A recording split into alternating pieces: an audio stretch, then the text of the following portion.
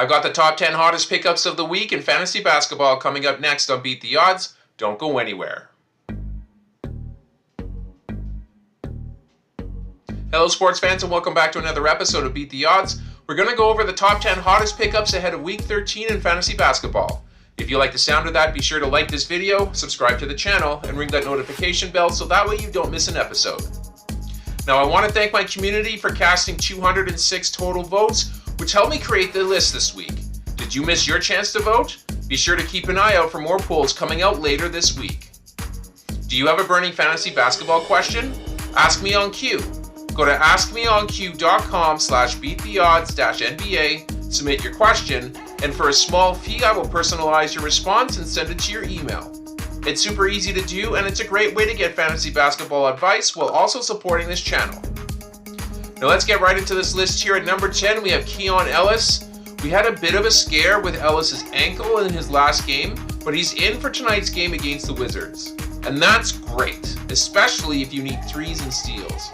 Keon's minutes have been a little all over the map recently, but he only needs to remain in the 20 minutes per game to be effective. He's a good player to target for the back-to-back set on Wednesday and Thursday this week. Let's go to number 9. We have Jaden McDaniels. McDaniels and Keon Ellis are essentially the same type of player. However, McDaniels is also an effective shot blocker. Some of us are still waiting to see if he truly breaks out, but I think that this is going to be kind of what you see from McDaniels. He's going to settle in as a tertiary scorer on whichever team he ends up on, and a versatile defender, probably in the OG Anunoby role. Let's go to number 8. We have Tari Eason. Now, Tari's already a top 50 player based on per game averages, so he deserves to be rostered in much more than 40% of leagues. He makes it phenomenal once you chant him off the bench with Amen Thompson, but with Jabari Smith Jr. set to miss a few more weeks, Tari should be featured a little more for the time being. Let's go to number 7. We have Grayson Allen.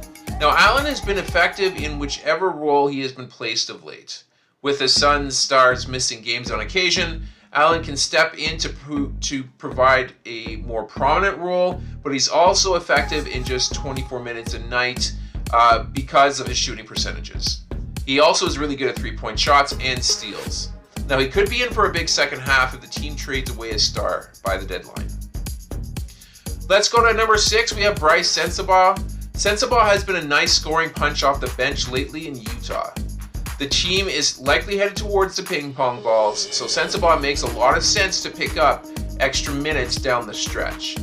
You'll get plenty of scoring in threes, but unfortunately not a whole lot else from the second year forward.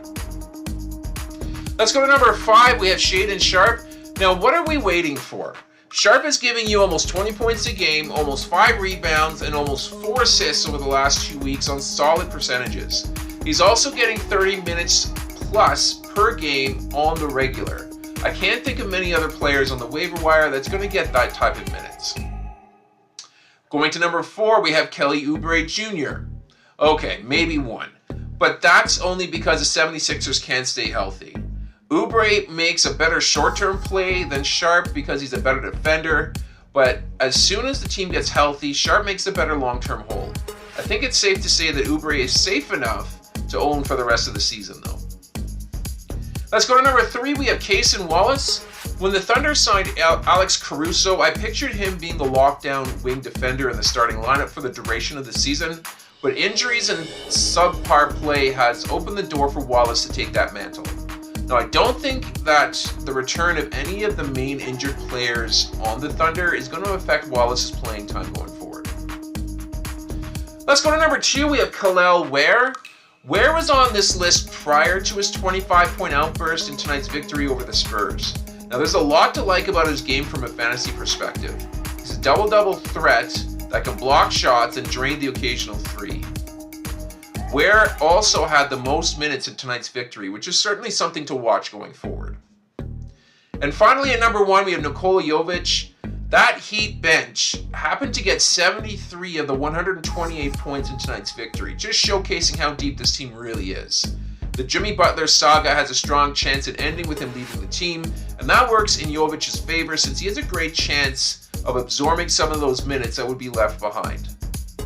And that's going to do it here for this episode. I hope you guys enjoyed it. If you did, please leave a like on the video and of course subscribe to the channel for more content like this. I'm going to sign off for now, but I will catch you guys on the next episode.